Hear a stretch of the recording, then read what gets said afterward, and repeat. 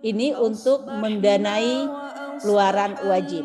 Ada luaran tambahan, ada SBK luaran tambahan. Kalau Bapak Ibu lihat di PMK itu ada SBK tambahan. Nah, SBK tambahan ini merupakan insentif tambahan. Jadi ini sifatnya insentif Bapak Ibu.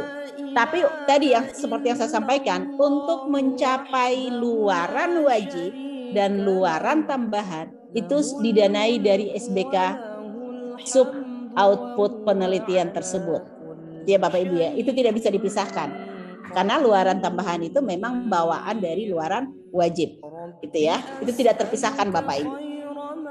Nah, kalau ada SBK tambahan, itu sifatnya insentif Bapak Ibu. Dan kita reviewer pada saat menilai proposal, ini tidak menilai ini sama sekali, tidak.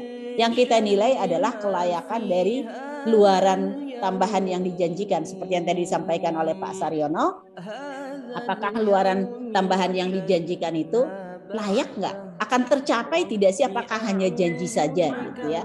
Tapi nanti pun memang itu akan ada penilaian secara khusus lagi nanti. Untuk mendapatkan insentif tambahan ini, nanti di akhir tahun, di akhir setiap tahun itu akan ada validasi luaran. Di saat itulah baru ditetapkan apakah insentif tambahan ini akan diterima atau tidak, gitu ya. Bukan di awal seperti SBK biaya riset. Nah, kalau SBK biaya riset itu di awal ya Bapak Ibu ya. Begitu kontrak sudah ditandatangani, 70% kalau zaman dulu, tapi kalau sekarang multi years bahkan 100% langsung dikucurkan gitu ya, langsung dicairkan untuk multi years, sejak multi years. Kalau dulu 70% dengan 30%, tapi sejak multi years 100% itu langsung dikucurkan, langsung dialirkan. Itu untuk mencapai untuk mencapai ya Bapak Ibu ya. Itu untuk mencapai luaran wajib dan luaran tambahan. Nah, kalau ada luaran tambahan, maka nanti akan diberikan SBK tambahan. Meskipun mungkin besarannya tidak sebesar yang ada di PMK gitu ya. Kalau kita lihat di PMK kan besarannya itu kan beda-beda ya Bapak Ibu ya. Meskipun tidak akan sama dengan itu, dan itu akan menjadi insentif tambahan bagi pengusul. Begitu ya Bapak Ibu ya. Oke, saya akan cepat karena ada juga titipan pertanyaan kemarin nih Bapak Ibu ya.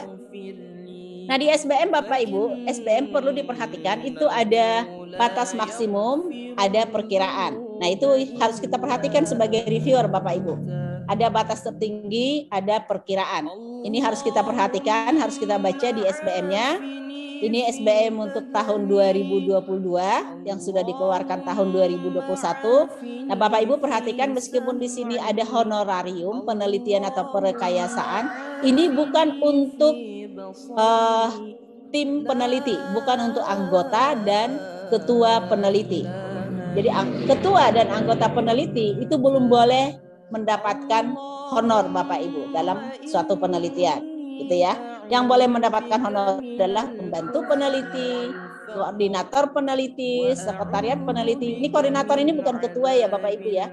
Misalnya ada penelitian lapangan, untuk melakukan penelitian lapangan itu tidak mungkin dilakukan oleh tim peneliti. Jadi misalnya ini harus, kalau teman-teman yang dari peternakan misalnya atau dari kehutanan misalnya, ada tim yang harus tinggal di hutan untuk melakukan penelitian dan tidak mungkin itu dilakukan oleh ketua dan anggota gitu ya. Jadi ada tim. Nah, di dalam tim ini dari beberapa orang ini harus ada satu sebagai koordinator, kemudian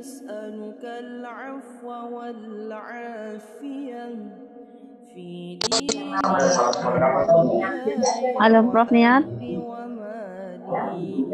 sepertinya Prof Niat terputus sinyalnya.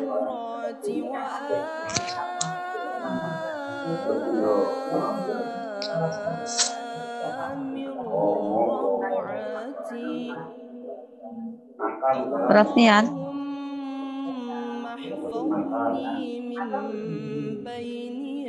Bapak Ibu, ini Prof Niat sepertinya kendala dengan jaringan. Beliau lagi di daerah sepertinya seperti itu, sehingga sinyalnya agak terganggu.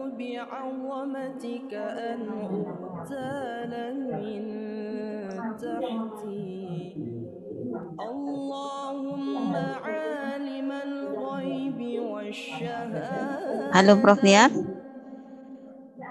Maaf Bu, Oh Bu iya, Amir, iya. koneksi kayaknya saya matiin video ya. Mohon maaf nih, Oh iya, boleh. koneksinya. Iya, semoga sinyalnya lancar. Mohon maaf Bapak Ibu, ternyata saya sudah terpental tadi. Iya, silakan dilanjutkan, Prof. Ini tadi masih kedengaran sampai di sini Bu Amiril. Masih di sini tadi bahwa apa eh, ketua tidak diberikan honor seperti itu. Oke, berarti saya cuma sebentar langsung terpental ya memang. Ya, Baik Bapak Ibu, mohon maaf, koneksinya lagi kurang bagus. Oke, jadi ini bukan untuk ketua peneliti, tapi ini untuk pembantu. Jadi contohnya tadi kalau misalnya penelitian itu dari teman-teman kehutanan, tentunya tim peneliti ketua maupun anggota tidak mungkin melakukan penelitian tinggal di sekitar hutan itu berhari-hari gitu ya, atau bahkan berminggu. Maka perlu diangkat satu tim peneliti yang dikoordinatori oleh seorang gitu ya Bapak Ibu, yang misalnya mahasiswanya gitu ya. Nah, ini perlu diperhatikan. Satuannya itu adalah kalau pembantu peneliti orang jam, koordinator peneliti dan sekretariat peneliti itu adalah OB. Nah, pengolah data seperti yang saya sampaikan tadi itu per penelitian atau perekayasaan gitu ya. Jadi hanya satu unit dengan besaran 1.540.000, hanya satu unit gitu ya Bapak Ibu ya. Nah, ini contohnya Bapak Ibu SBM. Tentunya saya tidak akan tunjukkan semuanya, tinggal nanti saat kita mereview proposal Bapak Ibu, saat kita mereview proposal dan kita sudah harus mereview anggaran, SBM itu harus dibuka Bapak Ibu. SBM itu harus dibuka. Saat kita mereview proposal dan kita akan mereview anggaran, mau tidak mau SBM harus dibuka. Jadi tidak ada yang namanya trik, strategi Bapak Ibu. Kerjaan reviewer itu adalah kerjaan yang menyenangkan bagi seseorang sehingga dia akan membaca dengan teliti satu persatu gitu ya Bapak Ibu ya. Itu harus dibaca dan harus dibuka gitu ya Bapak Ibu ya. Oke. Nah, bagaimana saat kita menilai di Simlitapmas? Penilaian di Simlitapmas Bapak Ibu, kalau kita sudah selesai menilai substansi, berikutnya di atas itu adalah RAB. Begitu kita klik RAB, itu akan muncul tahun dan anggaran gitu ya Bapak Ibu ya. Nah, sebelum itu Bapak Ibu, apakah ada peran dari anggaran ini di dalam penentuan skor? Karena kan pendanaan penelitian itu didasarkan kepada passing grade. Nah, passing grade ini dibandingkan dengan skor yang didapatkan masing-masing proposal ya Bapak Ibu ya. Seperti tahun kemarin passing grade-nya itu 75. Jadi seorang pengusul itu harus mengumpulkan nilai dari semua butir-butir yang dinilai seperti yang disampaikan tadi. Kalau tidak salah Pak Saryono tadi sudah sampaikan ya Bapak Ibu ya. Nah, mulai dari tahun ini Bapak Ibu, anggaran itu sudah berperan dalam menentukan skor. Kalau tahun sebelumnya kan belum ya Bapak Ibu ya. Kalau tahun sebelumnya itu anggaran ini tidak berperan dalam menentukan skor. Anggaran itu hanya berperan untuk menentukan berapa anggaran yang akan didapatkan oleh seorang pengusul gitu ya Bapak Ibu ya.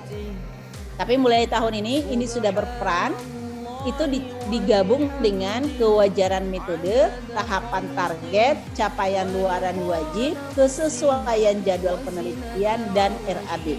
Ini skornya dari 1 sampai 10. Gitu ya Bapak Ibu ya.